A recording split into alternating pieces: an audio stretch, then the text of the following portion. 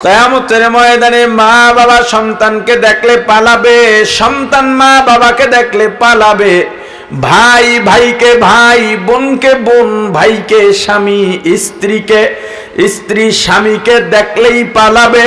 ঘটনাক্রমে মা আর সন্তানের যদি দেখা হয়ে যায়, সন্তান অনুনয় বিনয় করে বলবে, মা গো, একটা নেকের অভাবে জাহান্নামে যাইতেছি, ও মা আমাকে একটা নেক দাও। সন্তানের মা জবাব দিয়া বলবে, তোকে চিনি না, নেক দেওয়া যাবে না। সন্তান অনুনয় বিনয় করে পরিচয় দিয়া বলবে, মা দুনিয়ায় না খেয়ে আমাকে খাওয়াইছো, ও মা দূরে গেলে ঘুমাও নাই, বিদেশে গিয়েছি 2-4-10টা ঈদ আমি বাড়িতে আসি নাই, মাগো বাড়িতে সবাই ঈদের আনন্দ করছে, তুমি ঈদের আনন্দ করো নাই আমার অনুপস্থিতির কারণে। আমার বাড়িতে কত মেহমান, ভালো ভালো খাবার পাকাইয়া মজাদার পিঠা বানাইয়া সবাইকে ভাগ করে দিছো, কিন্তু তুমি মুখে দাও নাই আমি নাই বলে। ও মা, আমার উপরে বাবা রাগ করে বলেছে খানা বন্ধ, তুমি গোপনে আমাকে খানা খাওয়াইছো। ও মা, কত রাত তুমি আমার জন্য দোয়া করতে করতে, নামাজ আদায় করতে করতে, তেলাওয়াত করতে করতে নির্ঘুম রাত্র কাটায় দিছো। মা আমি তোমার সেই সন্তান, আমাকে একটা নেক দাও। মা এতক্ষণের লেকচার শুনে জবাব দেবেন এক কথায়, যাই বলো তোমাকে চিনি না। সন্তান আরো চেনাবার জন্য পরিশ্রম করবেন, মাগো আমি অমুকের সন্তান, আমার বাবার নাম আব্দুল্লাহ, আমার বাবার নাম আব্দুর রহমান। ও মা, আমার বাবাকে তুমি এত ভালোবাসতা, মাগো আমার নানা বাড়ি ছেড়েছ, অর্থাৎ তোমার বাবা বাড়ি ছেড়ে আমার বাবার সঙ্গী হয়ে গেছো। আমার নানা বাড়ি ধনী ছিল, আমার বাবা ছিল গরিব, তবুও তোমার বাবার সম্পদ ছেড়ে আমার বাবার ঘরে তুমি কষ্টে দিন কাটাইতে রাজি হয়ে গেছো। ও মা, তোমার ভাই আর আমার বাবার সঙ্গে যদি তর্ক হইতো, তুমি তোমার ভাইয়ের পক্ষ না নিয়া আমার বাবার পক্ষ নিতা। ও মা, আমার বাবা বাসায় ফেরার আগ পর্যন্ত রাত 1টা বাজুক 2টা বাজুক তুমি খানা নিয়ে অপেক্ষা করতা, বাবা না এলে খাবার খাইতা না। আমি সেই আব্দুল্লাহ, আব্দুর রহমানের সন্তান। এবার মা জবাব দিয়া বলবেন, কিসের সন্তান, কিসের স্বামী, আমার তো বিয়াই হয় নাই। কিয়ামতের ময়দানে দেখবেন কঠিন অবস্থা চলবে কিয়ামতে। কিয়ামতের ময়দানটা কত কঠিন হবে। ইসরাফিল ফিরিস্তার সিঙ্গার ফুৎকার যখন 3টা শেষ, মানুষগুলো কেউ সাওয়ারিতে চড়ে হাসরের ময়দানে উপস্থিত হবে। আজকে যে শাম বিজয় হয়েছে, আল্লাহ রাসূল এই শামের ব্যাপারে বলেছেন এই জায়গায় হাসরের ময়দান হবে। কেউ সাওয়ারিতে যাবে, সাওয়ার হয়ে যাবে, কেউ হেঁটে হেঁটে যাবে, কেউ হামাগুড়ি দিয়ে যাবে, আবার কারো কারো যেতে হবে চেহারার উপরে ভর করে, হাতের উপরে নয়, না কপাল মাটিতে দিয়া ঘাড় ভাঁকা কইরা পা উপরে দিয়ে এইভাবে শেষরাইতে শেষরাইতে যেতে হবে হাসরের ময়দানে। যার যার আমল অনুযায়ী হাসরের ময়দানে ঘামের ভিতরে ডুবন্ত থাকবে। কেউ থাকবে আল্লাহর আরশের ছায়ার নিচে, তার আমল অনুযায়ী।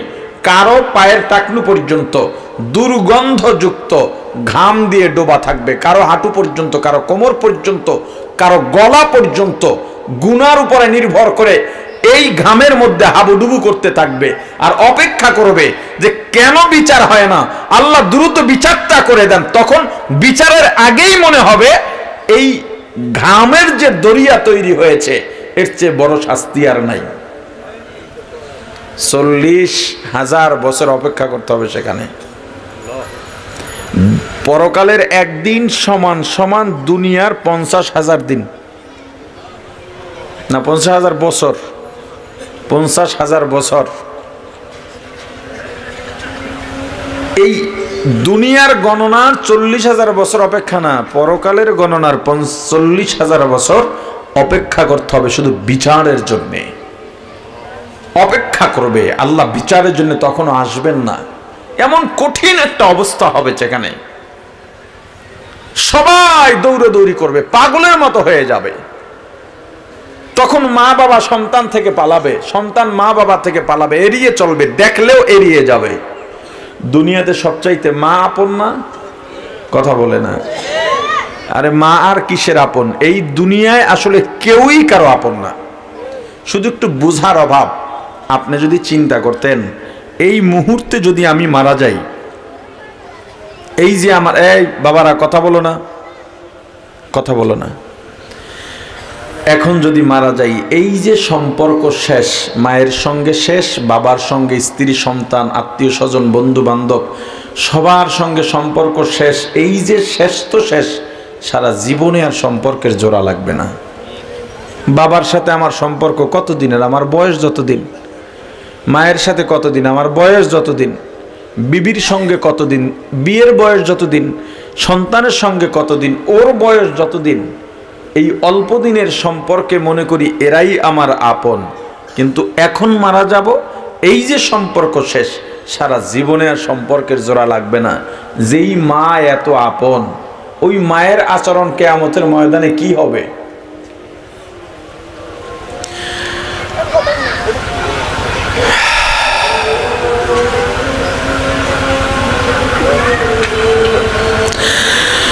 يوم يفر المرء من أخيه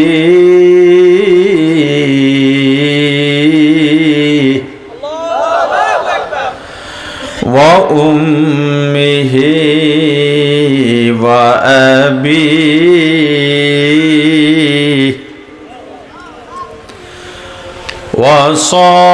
وصاحبته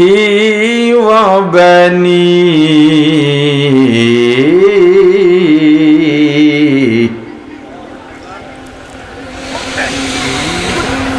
يوم يفر المرء من أخيه وأمه وأبيه وصاحبته وبنيه।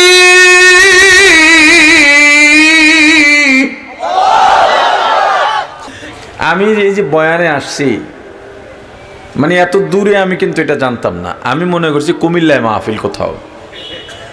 আমি ঢাকা থেকে 3টায় বের হয়েছি, বাদ মাগরিব বয়ান ধরবো, কিন্তু এটা তো অনেক দূর। লাকসাম পার হলাম, এরপর এক বাজারে এলাম, সেখান থেকে আর এক কুমিল্লা মনে হয় এলাম, নাকি রাস্তা ঘুরাই আনছে তাও জানি না। এখান থেকে বিশ্ব রোড কাছাকাছি আছে, তাহলে আমরা তো ঘুরাই আনছে কেন ভাই? মোটামুটি একটা দুনিয়া ঘুরুন্ডু দিছে এমন একটা অবস্থা। তো যাই হোক, এই যে আমি আসছি এত দূরে, বাদ মাগরিব এত দূরে বয়ান হলে হয়তো দিতাম না। আমি খুব দূরে প্রোগ্রাম করি না বললেই চলে, কিন্তু আমি আসছি কেন?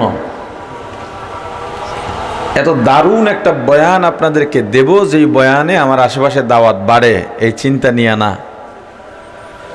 দাওয়াত বাড়ে কোন সময়? যেগুলো আছে এগুলোই ঠিক মতো যাইতে পারি না। কালকের মাহফিলও যাইতে পারিনি। যাও টুকটাক বয়ান করি, একটা উদ্দেশ্য আমার আছে। আমি আমার রিয়েলাইজেশনে যতটুকু দেখেছি, বাংলাদেশে ওয়াজের মতো এমন একটা ক্ষেত্র সারা বিশ্বে আপনি পাবেন না। ইসলামের বিপ্লব বলেন, জয়গান বলেন, এই মাহফিল দিয়েই সম্ভব ছিল, কিন্তু হচ্ছে না। কি কারণে? আমি প্রায় সময় বলি, আমার কথাটা আপনি মিলায়া দেখেন। আওয়ামী লীগের মঞ্চে আওয়ামী লীগের কর্মীরাই যাইতো, তাদের সভা সমাবেশে তাদের লোকই যাইতো। বাইরের কেউ যদি যাইতো সেটা দেখার জন্যে, পরিমাণে কম, সংখ্যায় কম। এরপরও নেতা কর্মীকে টাকা দিতে হইতো, ভাড়া দিতে হইতো, বিরিয়ানি খাওয়াইতো, তবু চেয়ার খালি থাকতো। বিএনপি একই, তাদের মঞ্চে তাদের লোক যায়, তাদের আয়োজনে তাদের লোক যায়, তারাও টাকা দিয়ে নেয়, খাবার দেয়, এরপর চেয়ার খালি দেয়। এর মধ্যে আবার নিজেরা মধ্যে চেয়ার দিয়ে মারামারিও লাগে। অন্যান্য রাজনৈতিক দল একই অবস্থা। এক রাজনৈতিক দলের কর্মীরা অন্য রাজনৈতিক দলের সভা সমাবেশে যায় না, গেলেও কম যায়। একমাত্র ময়দান ওয়াজ মাহফিল, যেখানে সব দল মতের মানুষ যায়, বিরানির লোভ নাই, আসা যাওয়ার ভাড়া নাই। কথা বলেন না কেন? রাজনৈতিক মঞ্চে একজন আলোচক কথা বলতে পারে 2 মিনিট, 3 মিনিট, সর্বোচ্চ 5 মিনিট, তাও শীর্ষস্থানীয় দায়িত্বশীলরা। এই 5 মিনিটে কি আর বলা যায়? কিছু উগ্র মেজাজে কঠিন কিছু বিশাল কণ্ঠ ছেড়ে কথা বলে স্লোগান তোলা যায়, এর চেয়ে বেশি কিছু বোঝানো যায় না। কিন্তু ওয়াজের ময়দানে আওয়ামী লীগ আছে, বিএনপি আছে, তবলিগ আছে, চরমনায় আছে, জামাত আছে, সুরেশ্বর আদ্রশির লোকজন মাহফিলে এসে বসে। একজন আলেম আধা ঘন্টা, 1 ঘন্টা, 2 ঘন্টা, 1.5 ঘন্টা কোরআন সুন্নাহ দিয়ে সুন্দর করে একটা বিষয়কে বুঝিয়ে দেন। এই ময়দান থেকে যদি বিপ্লব না ঘটে তো আর কোত্থেকে ঘটবে? অথচ আমাদের এই ময়দানগুলোতে যা হওয়ার কথা ছিল তা হচ্ছে না, হচ্ছে উল্টাটা। এজন্য আমি এই ময়দানের সংস্কার চাই। এই ময়দান যেন ফলপ্রসূ হয়, সেই মিশনে নেমেছি। আর এ কারণে অনেক কমিটি আমার উপরে নাখোশ, বক্তারা পর্যন্ত নাখোশ, অনেক বন্ধু বান্ধব নাখোশ। কারণ আমার সংস্কারে একটা শর্ত আছে, রাত 10টার পরে আমি বয়ান করি না, এবং এটার উপর আমি বেশ কঠোর। এসার পরেই বয়ান দিতে হয়। আপনি একটু দেরি করে দেন, কিন্তু 10টায় আমি ছেড়ে দেব। মাইকের সাউন্ড, বাইরের মাইকের সাউন্ড মানুষের বিরক্তিকর হতে পারবে না। হয়তো মাইক বন্ধ করেন, না হয় দেন, সাউন্ড কমায়া দেন, মানুষ যেন বিরক্ত না হয়। মাহফিল আয়োজন করবেন, এলাকার ইমাম সাহেবদেরকে, এলাকার মাদ্রাসার ওস্তাদদেরকে প্রায়োরিটি বেশি দিতে হবে। তাদেরকে জহুরের পর বয়ানে বসায় দেয় মাইকোলারের সামনে নিয়ে। কেন? তাদের কি দাম আর ইজ্জত নাই? তাদেরকে কেন এশার পরে দিচ্ছেন না, রাত 9টায় দিচ্ছেন না? বড় মসজিদের ইমাম সাহেব, এলাকার বড় মাদ্রাসার হুজুর আলোচনা ভালো করেন, তাকে ডেকে দাওয়াত দেওয়া হলো। হুজুর এসে বয়ান করলেন, যাবার সময় 500 টাকা ধরায়া দেয়। কেন? দূরের আলোচককে যা দেন তাকেও তার পরিমাণ দেন, না পারলে একটু কম দেন, বেশি কম দেন কি লেগা? ওয়াজ মাহফিলের এই আয়োজনের রসুম ভেঙে ফলদায়ক যেই মাহফিল হবে সেই মাহফিলের স্লোগান তুলছে। এই যে আপনারা আসছেন,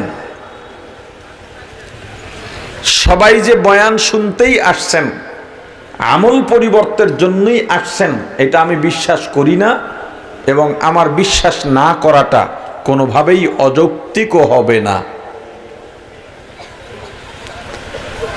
ওয়াজের পরে পর্দানসীন মহিলা বাড়বে, নামাজি বাড়বে, হালাল কামাই করা মানুষ বাড়বে, হালাল ব্যবসায়ী বাড়বে।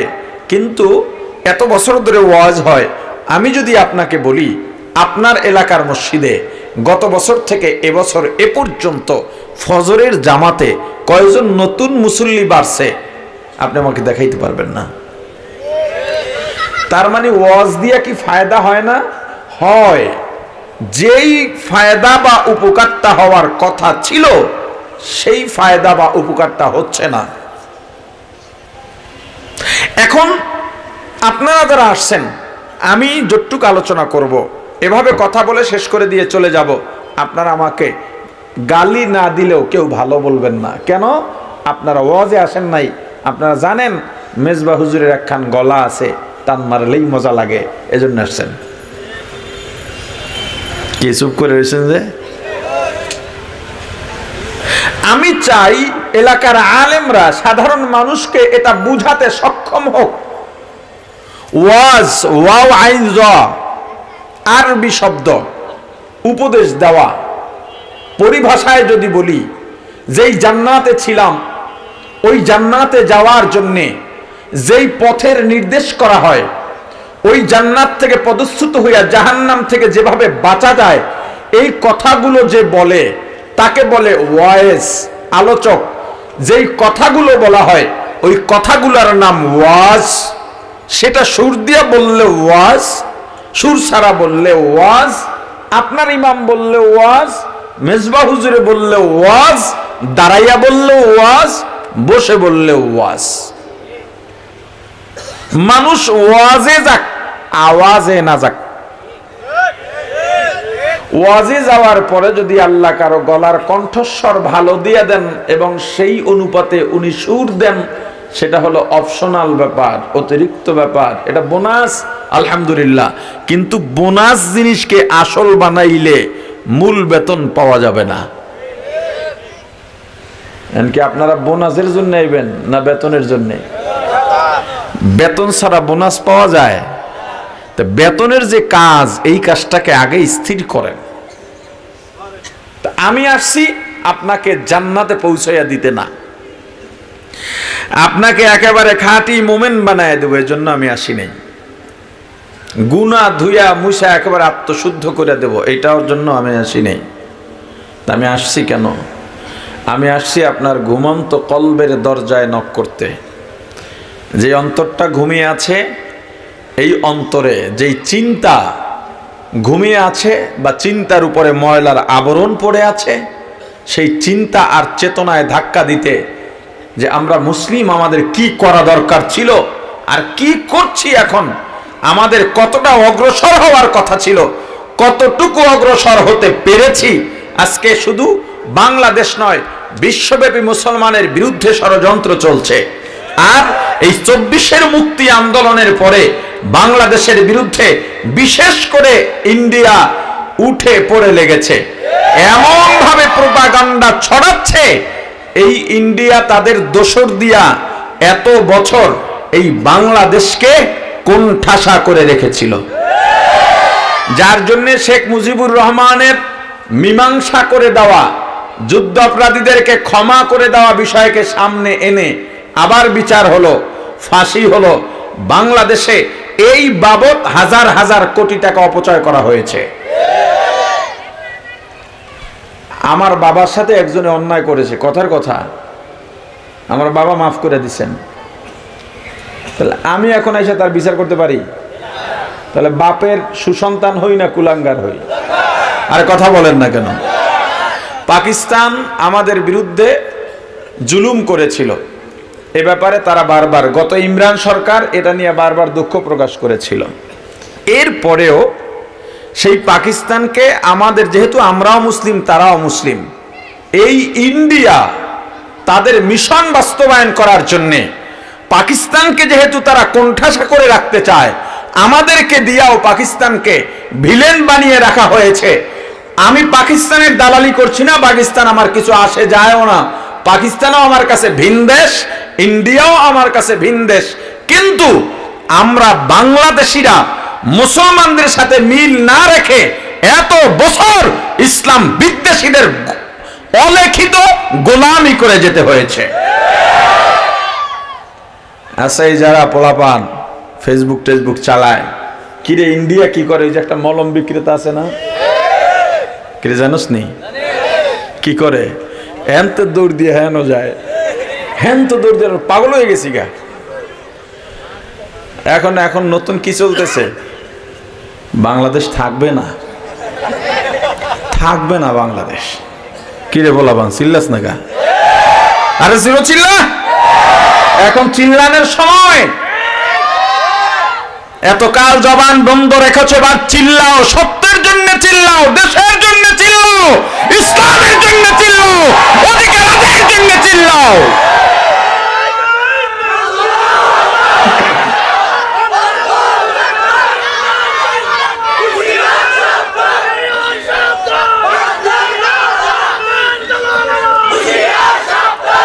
বাংলাদেশ থেকে ইন্ডিয়ার দালালরা বিতাড়িত হবে। আমরা ইন্ডিয়ার খাইও না, ইন্ডিয়াকে পুজিও না। খালি বিবারি আর টেডা বাহিনীর ছাইরা দিব, আর লাগবো না। বলে দেবো আখাউরা তোমরা দাঁড়াও এই সাইড থেকে, এরপরে সুয়াগাজী এদিক থেকে যে বর্ডার আছে ত্রিপুরার, এদিক থেকে সব বিবারি আর টেডা বাহিনী দাঁড়ায় যাব। ওগো মিসাইল ফেল। মাঝে মাঝে দেখেন না সোশ্যাল মিডিয়ায় কেমনে মারে, যেন মারে হ্যানে গিয়ে পড়ে। আশা করা যায় এই দেশের বাংলাদেশিরা সব দল মত নির্বিশেষে যদি ঐক্যবদ্ধভাবে এই 24-এর মুক্তি আন্দোলন তথা গণ অভ্যুত্থানের স্পিরিট ধরে রেখে এগিয়ে যেতে পারে, কোন শকুনি থাবা আর বাংলাদেশকে গেলা তো দূরের কথা, ঠোকর দেওয়ার সাহস করতে পারবে না ইনশাআল্লাহ। সবাইকে এই মর্মে ঐক্যবদ্ধ থাকতে হবে। রাজি সবাই? জোরে আল্লাহ কবুল করেন। আল্লাহ বলেন ইয়াউমা লা ইয়ানফাউ মালুম ওয়ালা বানুন ইল্লা মান আতাল্লাহ বিকলবিন সালিম। এই যে এত ধন সম্পত্তি, টাকা পয়সা, সন্তান সন্ততি, নেতা নেত্রী, দল ফেরকা, লা ইয়ানফা, কিয়ামতের ময়দানে কোনো কিছু উপকারে আসবে না। একজনের সন্তান আছে 5টা, নেতা, ইঞ্জিনিয়ার, সম্পদওয়ালা, প্রভাবশালী, প্রশাসনে কোনো লাভ নাই। একজনের অনেক সম্পদ আছে, পদ পদবী আছে, লা ইয়ানফা, কিয়ামতের ময়দানে কোনো উপকারে আসবে না। পয়গম্বর ইব্রাহিম আলাইহিস সালাম কিয়ামতের ময়দানে দেখবেন কঠিন অবস্থা চলবে। কিয়ামতের ময়দানটা কত কঠিন হবে। ইসরাফিল ফিরিস্তার সিঙ্গার ফুৎকার যখন 3টা শেষ, মানুষগুলো কেউ সাওয়ারিতে চড়ে হাসরের ময়দানে উপস্থিত হবে। আজকে যে শাম বিজয় হয়েছে, আল্লাহ রাসূল এই শামের ব্যাপারে বলেছেন এই জায়গায় হাসরের ময়দান হবে। কেউ সাওয়ারিতে যাবে, সাওয়ার হয়ে যাবে, কেউ হেঁটে হেঁটে যাবে, কেউ হামাগুড়ি দিয়ে যাবে, আবার কারো কারো যেতে হবে চেহারার উপরে ভর করে, হাতের উপরে নয়, না কপাল মাটিতে দিয়া ঘাড় ভাঁকা কইরা পা উপরে দিয়ে এইভাবে শেষরাইতে শেষরাইতে যেতে হবে হাসরের ময়দানে। যার যার আমল অনুযায়ী হাসরের ময়দানে ঘামের ভিতরে ডুবন্ত থাকবে। কেউ থাকবে আল্লাহর আরশের ছায়ার নিচে তার আমল অনুযায়ী, কারো পায়ের টাকলু পর্যন্ত দুর্গন্ধযুক্ত ঘাম দিয়ে ডোবা থাকবে, কারো হাঁটু পর্যন্ত, কারো কোমর পর্যন্ত, কারো গলা পর্যন্ত, গুনার উপরে নির্ভর করে এই ঘামের মধ্যে হাবুডুবু করতে থাকবে আর অপেক্ষা করবে যে কেন বিচার হয় না, আল্লাহ দ্রুত বিচারটা করে দেন। তখন বিচারের আগেই মনে হবে এই ঘামের যে দরিয়া তৈরি হয়েছে এর চেয়ে বড় শাস্তি আর নাই। 40,000 বছর অপেক্ষা করতে হবে সেখানে। পরকালের একদিন সমান সমান দুনিয়ার 50,000 দিন, না 50,000 বছর, 50,000 বছর। এই দুনিয়ার গণনার 40,000 বছর অপেক্ষা না, পরকালের গণনার 40,000 বছর অপেক্ষা করতে হবে শুধু বিচারের জন্যে। অপেক্ষা করবে, আল্লাহ বিচারের জন্য তখনও আসবেন না। এমন কঠিন একটা অবস্থা হবে যেখানে সবাই দৌড়াদৌড়ি করবে, পাগলের মতো হয়ে যাবে। তখন মা বাবা সন্তান থেকে পালাবে, সন্তান মা বাবা থেকে পালাবে, এড়িয়ে চলবে, দেখলেও এড়িয়ে যাবে। দুনিয়াতে সবচাইতে মা আপন না? কথা বলে না। আরে মা আর কিসের আপন? এই দুনিয়ায় আসলে কেউই কারো আপন না, শুধু একটু বুঝার অভাব। আপনি যদি চিন্তা করতেন এই মুহূর্তে যদি আমি মারা যাই, এই যে আমার, এই বাবারা কথা বলো না, কথা বলো না, এখন যদি মারা যাই, এই যে সম্পর্ক শেষ, মায়ের সঙ্গে শেষ, বাবার সঙ্গে, স্ত্রী সন্তান আত্মীয় স্বজন বন্ধু বান্ধব সবার সঙ্গে সম্পর্ক শেষ, এই যে শেষ তো শেষ, সারা জীবনে আর সম্পর্কের জোড়া লাগবে না। বাবার সাথে আমার সম্পর্ক কতদিনের? আমার বয়স যতদিন। মায়ের সাথে কতদিন? আমার বয়স যতদিন। বিবির সঙ্গে কতদিন?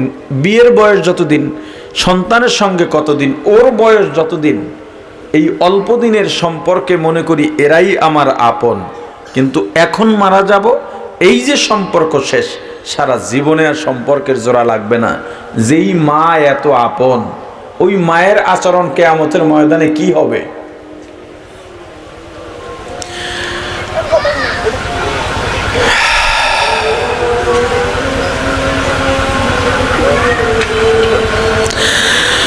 يوم يفر المرء من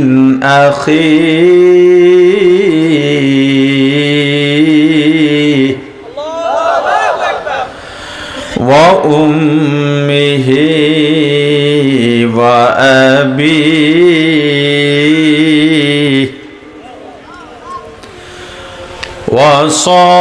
وصاحبته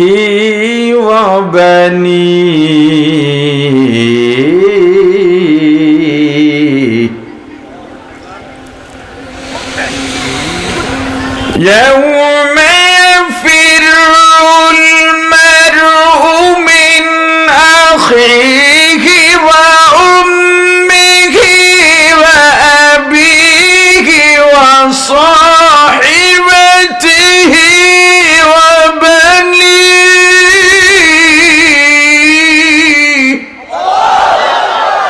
কিয়ামতের ময়দানে মা বাবা সন্তানকে দেখলে পালাবে, সন্তান মা বাবাকে দেখলে পালাবে, ভাই ভাইকে ভাই, বোনকে বোন, ভাইকে স্বামী, স্ত্রীকে স্ত্রী স্বামীকে দেখলেই পালাবে। ঘটনাক্রমে মা আর সন্তানের যদি দেখা হয়ে যায়, সন্তান অনুনয় বিনয় করে বলবে, মা গো, একটা নেকের অভাবে জাহান্নামে যাইতেছি, ও মা আমাকে একটা নেক দাও। সন্তানের মা জবাব দিয়া বলবে, তোকে চিনি না, নেক দেওয়া যাবে না। সন্তান অনুনয় বিনয় করে পরিচয় দিয়া বলবে, মা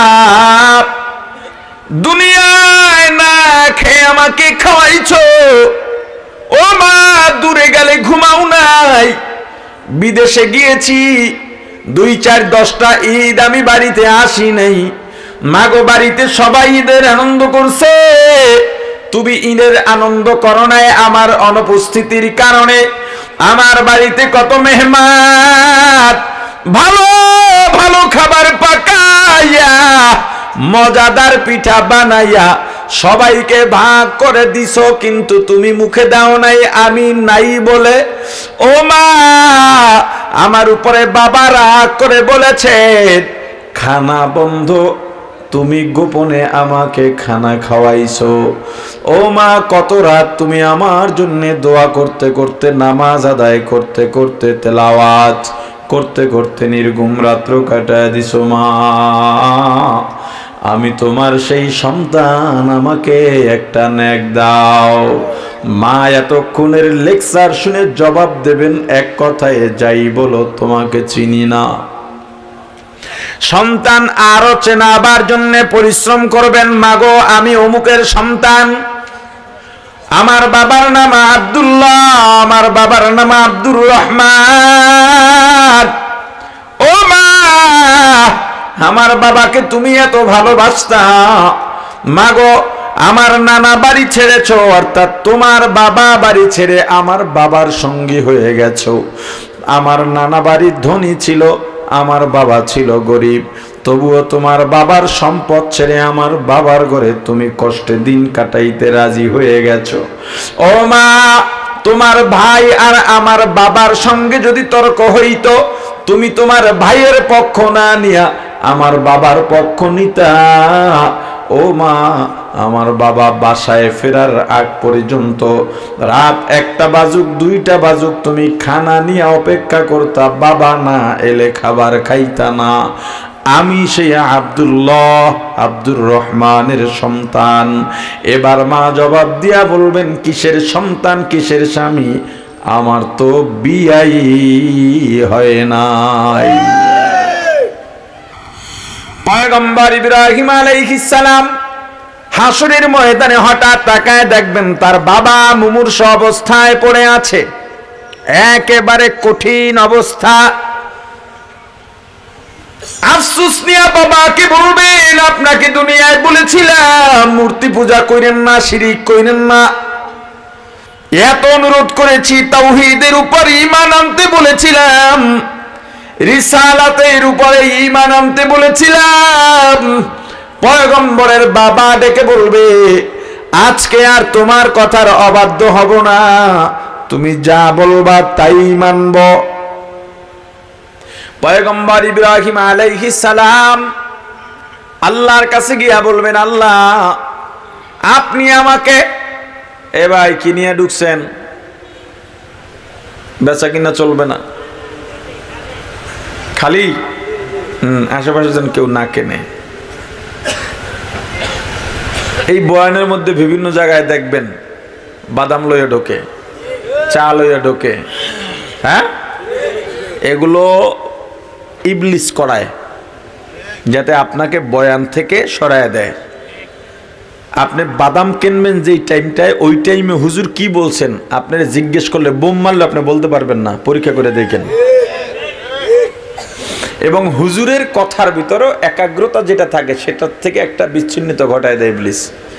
এই জন্যে বয়ানে আমি কি পানও খাইতে দিন, আমি নিজেও চা খাই না, পান খাই না, যত কষ্ট হোক। যদি বেশি গলায় সমস্যা হয় একটু পানি খাই, কেউ পান টান চাবান, সব বন্ধ। বয়ানকে গুরুত্ব দিতে হবে। আমার বয়ান করান যতটা না জরুরি, আপনার শোনা তার থেকে বেশি জরুরি। আমার বয়ান করা যতটা না দায়িত্ব, আপনার শোনা তার থেকে বেশি দায়িত্ব। আমি যদি বয়ান নাও করি আমি জবাব দিয়ে হব না, আপনি না শুনলে জবাব দিয়ে হবেন, কারণ আপনার দিন শেখাই লাগবে, কথা বলে না, আপনাকে শিখতেই হবে। পয়গম্বর ইব্রাহিম আল্লাহর কাছে গিয়া বলবেন, আল্লাহ আপনি আমাকে ওয়াদা দিয়েছেন, প্রতিশ্রুতি দিয়েছেন, আমাকে লাঞ্ছিত করবেন না, অপমানিত করবেন না। আজকে যদি আমার বাবা জাহান্নামে যায় আমার বড় অপমান হবে, আল্লাহ আমার সাথে আপনার ওয়াদা তো আছে, আমি অপমানিত যেন না হই। আল্লাহ জবাব দিয়া বলবেন, পয়গম্বর আমি আল্লাহ কোন কাফের মুশরিককে জান্নাত দেব না। এরপরে বলা হবে, পয়গম্বর নিচের দিকে অথবা পায়ের বৃদ্ধাঙ্গুলির দিকে তাকাও। পয়গম্বর নিচের দিকে তাকায় দেখবেন তার বাবাকে জাহান্নামের ফেরেশতারা জাহান্নামের শিকল হাতে পায়ে লাগাইয়া টেনে হেসড়ে রক্তাক্ত অবস্থায় জাহান্নামে নিয়ে যায়। হে দুনিয়ার সম্পদওয়ালা একজন পয়গম্বর ইব্রাহিম, যাকে আল্লাহ খলিলুল্লাহ উপাধি দিয়েছেন, এমন একজন পয়গম্বর আমার রাসূলের হিসাব তো ভিন্ন। এর বাইরে পয়গম্বর ইব্রাহিম আলাইহিস সালামের মতো পুরা পরিবার এত কোরবানি দিয়েছেন ইসলামের জন্য, এত কোরবানি পৃথিবীর কোনো মানুষ ইসলামের জন্য দেয় নাই।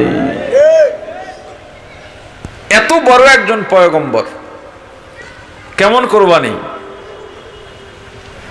60-70 বছর, 80 বছর, 90 বছর, ছেলে মেয়ে নেই, আল্লাহর দ্বারা দোয়া করছেন, রব্বি হাবলি মিনাস সলিহিন।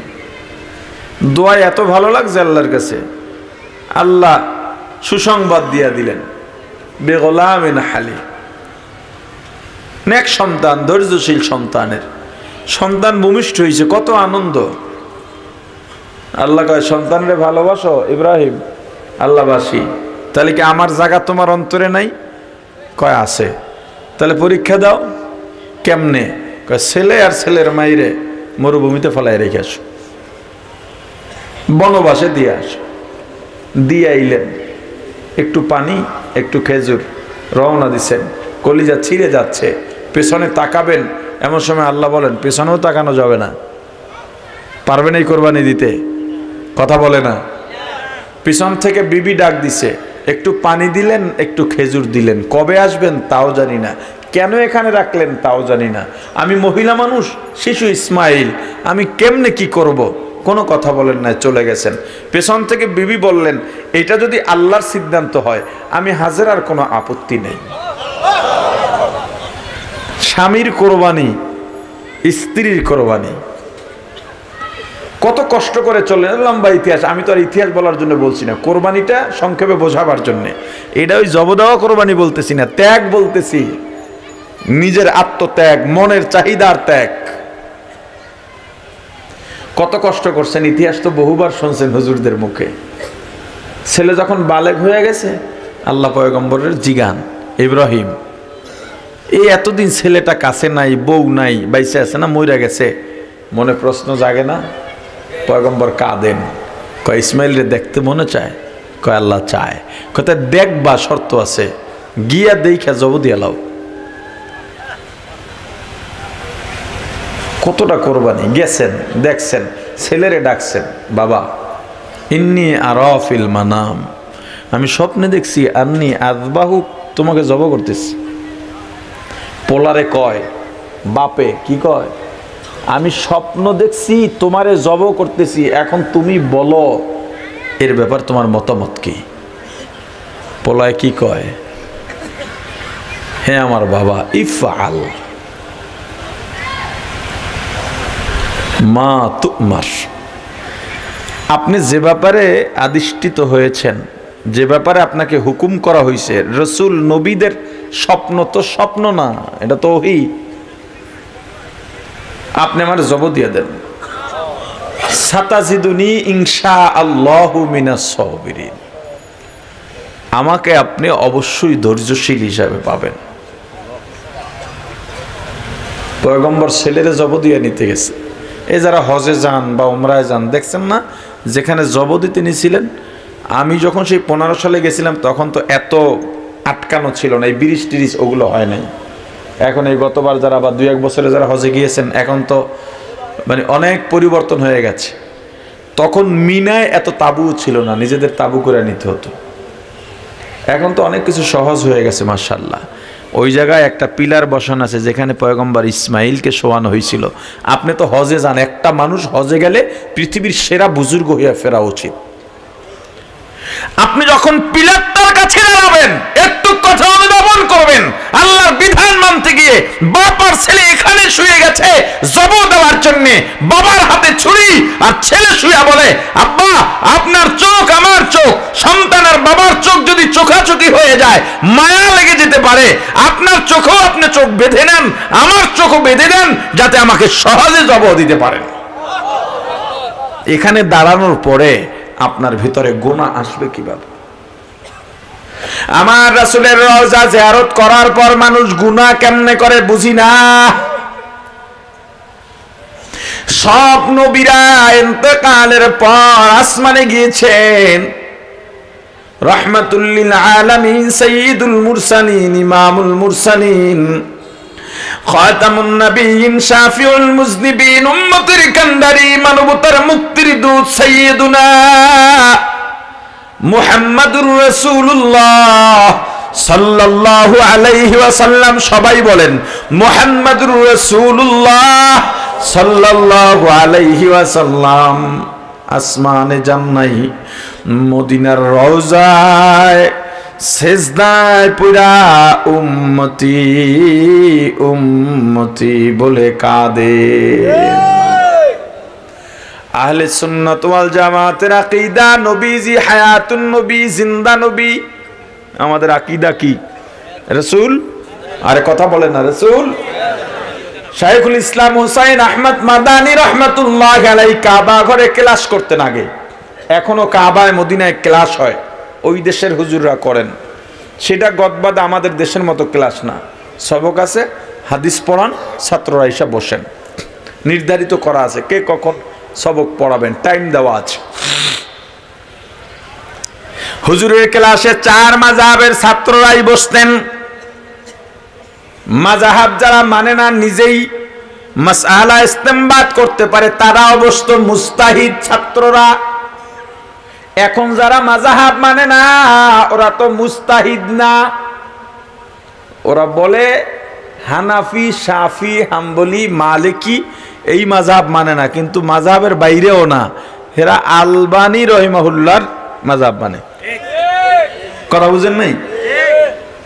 মাযহাব ছাড়া মনে করেন একজন সাধারণ মানুষ, একজন সাধারণ মানুষ, এই আপনাদের মধ্যে থেকে একজন মাযহাব মানেন না, এমন সাধারণ মানুষের অভাব আছে যারা মাযহাব মানে না। মানে তাদের অনুসরণ কইরা লা মাযহাবিদের যারা শায়েখ আছেন, শায়েখ আব্দুর রাজ্জাক বিন ইউসুফ, মুজাফফর বিন মহসিন, আরও যারা আছেন হাফিজাহুমুল্লাহ, তাদের জন্য সব সময় দোয়া করি। তারাও ইসলামের কাজই করেন, মাযহাব নিয়ে আমাদের সাথে সমস্যা। তাদের অনুসারী অনেক সাধারণ মানুষ আছে না নাই, যারা কোরআন হাদিস বোঝে না? আহা, কথা বলেন না ভাই।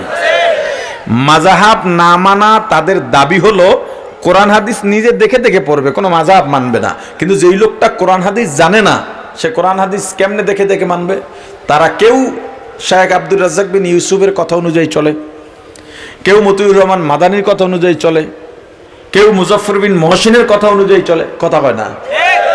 তাহলে আমি আবু হানিফারে মানলে দোষ, আপনারে মানলে দোষ নাই। আপনি কে? হ্যাঁ, আপনার মতো কোটি মৌলানা সাহেব এক জায়গায় করলে একজন আবু হানিফা হবে? তো এগুলো একটা ফাঁকা বলি।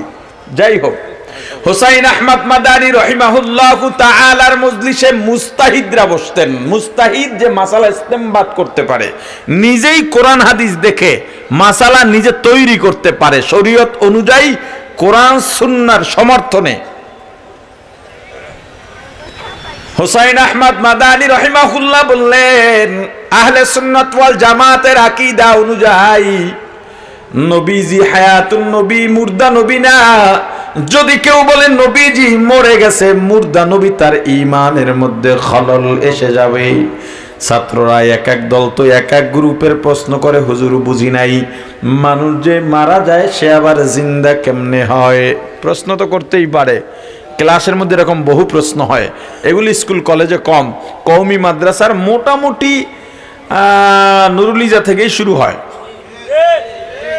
এসকালের পর এসকাল, কিয়ামত ঘটে যায় মাদ্রাসার হুজুরগুলো লড়াই আলায় ছাত্ররা।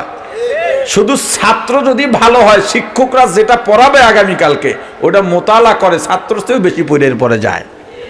এটা একটা কঠিন মুআমেলা ছাত্র শিক্ষকের মাঝে, কওমি মাদ্রাসায় বিশেষ করে। একদল বলে বুঝি আর একদল বলে বুঝি নাই। হায়াতুন নবী কেমনে হয়? শাইখুল ইসলাম হুসাইন আহমদ মাদানী রাহমাতুল্লাহ আলাইহি ছাত্রদের বললেন, তোমরা ওযু করো, সবাই ওযু আছে, নয়া ওযু করো। ওযু একবার করার পরে কোনো ইবাদত না কইরা ওযু করা মাকরুহ।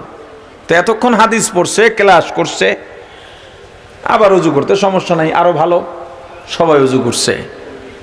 শিক্ষক যেমন হয় ছাত্ররা তো তেমনই হবে। কথা বলে না? হুসাইন আহমদ মাদানীর ছাত্ররা কেমন হইতে পারে বুঝলন? সবাই ওযু করছে, কয় নামাজে দাঁড়াও। সব নামাজে দাঁড়াইছে। নামাজে দাঁড়ায় সেজদায় গিয়া রওজার মোরাকাবা করো। মোরাকাবা বোঝেন? কথা কয় না। মোরাকাবা বোঝেন? সহজে বুঝাই দিই।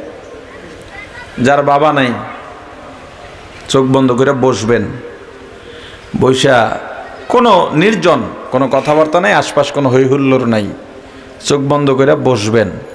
আমার বাবা এমন ছিল, আমার বাবা আমার একদিন এমনি বাজার করে দেয় না, বাবা সাথে নিয়ে বাজার করে দেয় না, জামা কাপড়ের মাপ নেয় না।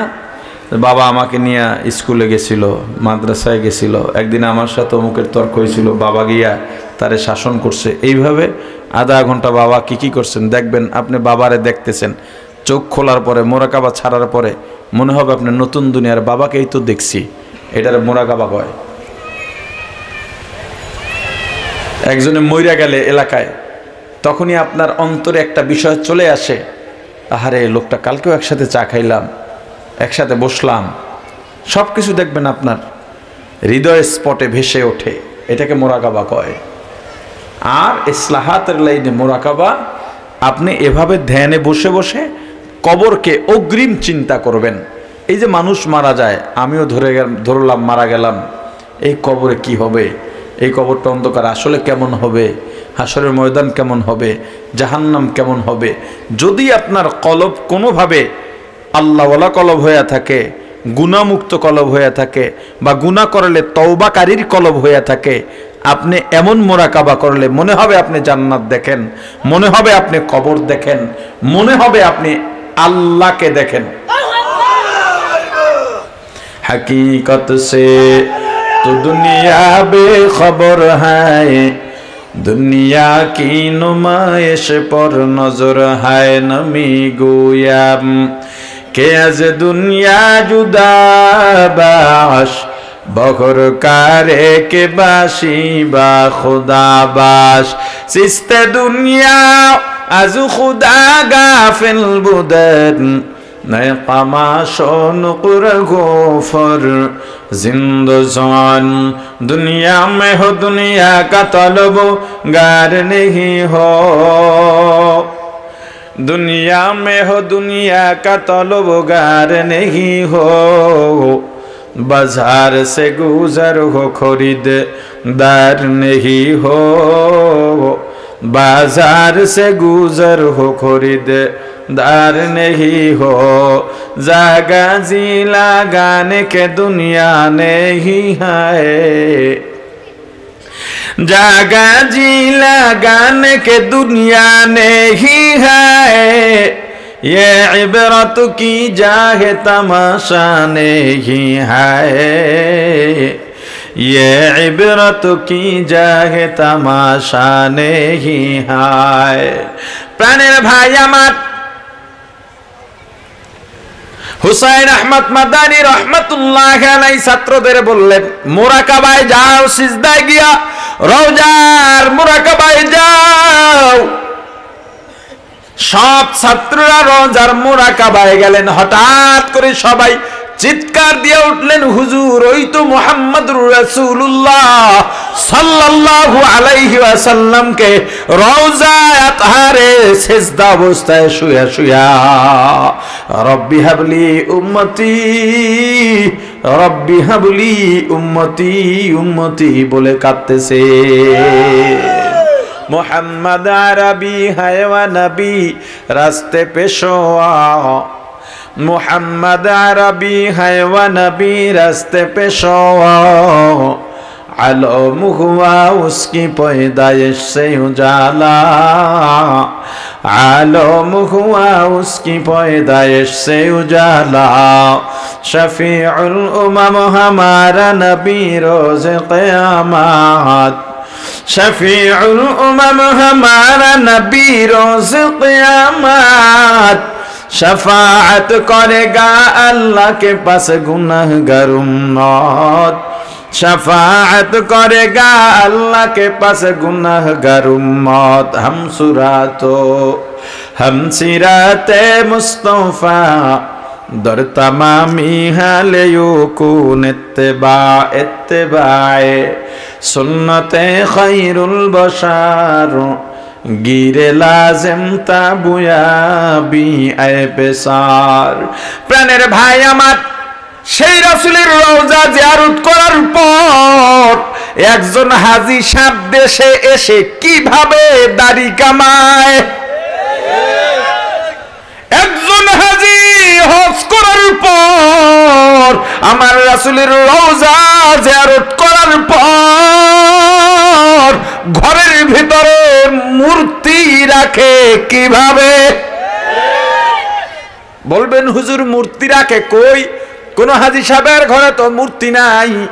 প্রত্যেক নবী রাসূলের দুনিয়াতে আসার পরে প্রথম দায়িত্ব ছিল শিরকের বিরুদ্ধে তাওহীদের দাওয়াত দেওয়া। কিসের দাওয়াত? শিরকের বিরুদ্ধে তাওহীদের দাওয়াত দেওয়া। গায়রুল্লাহর পূজা করা যাবে না, গায়রুল্লাহর সামনে মাথা নত করা যাবে না। কিন্তু যেই রাসূল এই দাওয়াত দিতে গিয়া দান মুবারক শহীদ করলেন, যেই রাসূল এই দাওয়াত দিতে গিয়া তাইফের ময়দানে এত রক্তাক্ত হইলেন, আমার রাসূল রক্তাক্ত অবস্থায় জমিনে ধাক্কা দিয়া ফালায়া দেয়। রাসূল উঠতে যান, আবার ধাক্কা দিয়া ফালায়া দেয়। হজে তো গেলেন, এরপরে উমরাও গেলেন, ঘোরার জন্য তায়েফেও গেলেন, কিন্তু তায়েফের চেতনা স্পিরিট সঙ্গে নিয়ে আসতে পারেন নাই। ওখানে দাঁড়ায় যদি ভাবতেন আমার রাসূল এখানে দ্বীনের দাওয়াত দিতে কেনই বাসবেন, কি দরকার ছিল তার? মক্কা থেকে তায়েফ প্রায় 70 থেকে 80 কিলোমিটার উঁচা। এখানে আমার রাসূল কেন ইবে গেলেন এবং হেঁটে হেঁটে গিয়েছেন দাওয়াত দেওয়ার জন্য? এই আমি উম্মতের জন্যই তো আমার রাসূল এত কষ্ট করেছেন। তায়েফের প্রান্তরে নবীজি যেদিন দ্বীনের দাওয়াত দিতে যান, সেদিন নবীজি আমার কত আঘাত সহিলেন।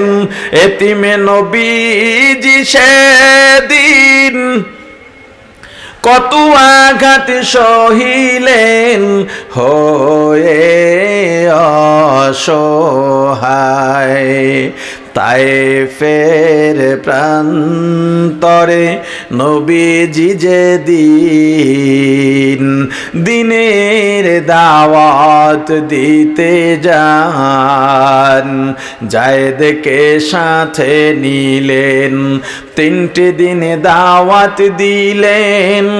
একটা কাফের দিন করল না কবুল, যায়েদকে সাথে নিলেন, 3টে দিনে দাওয়াত দিলেন। একটা কাফের দিন করল না কবুল, বরং পাগল বলিয়া দিল তাড়াইয়া, পাগল বলিয়া দিল তাড়াইয়া। চিনল না ওই দুর্ভাগার দল আল্লাহরই রাসূল, চিনল না ওই দুর্ভাগার দল আল্লাহরই রাসূল।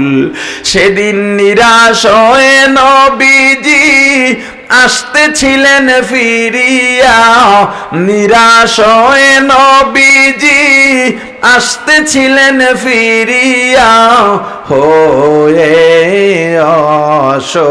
অসহায়। তায়েফের প্রান্তরে নবীজি যেদিন দ্বীনের দাওয়াত দিতে যান।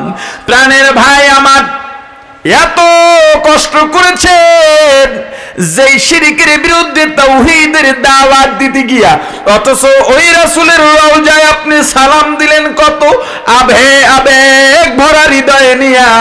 রাসূলের রওজার সামনে দাঁড়াইয়া যেই মুমিনের চোখের পানি পড়ে না, ওটা কেমন আল্লাহর রাসূলের মহাব্বতি মুমিন হয়ে আমার জানা নাই।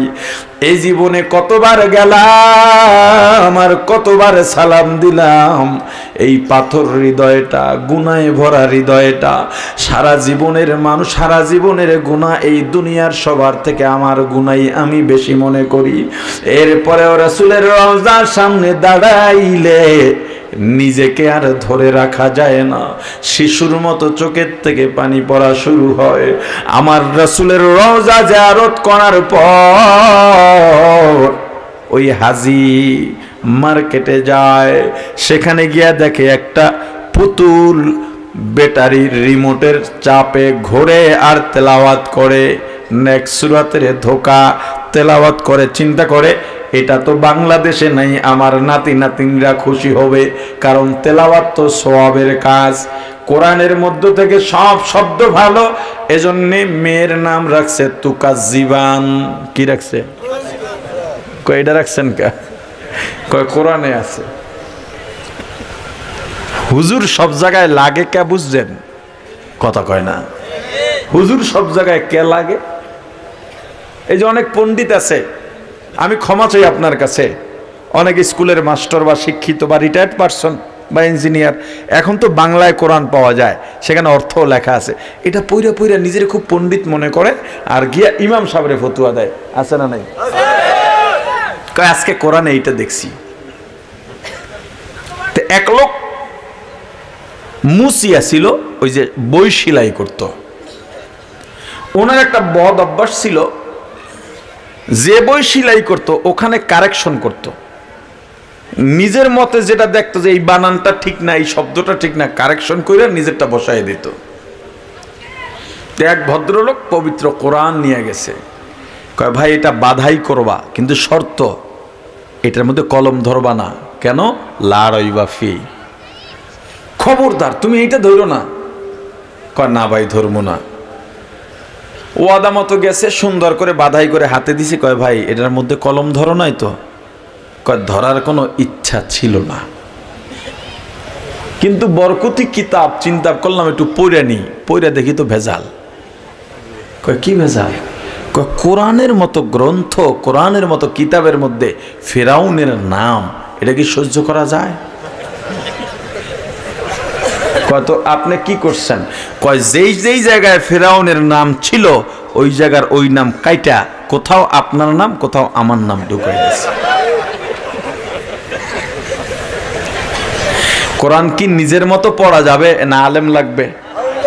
জোরে বলেন। এগুলো লম্বা আলোচনা, অন্য বিষয়ের আলোচনা, একটু মাথায় এলো এজন্য বলে দিলাম।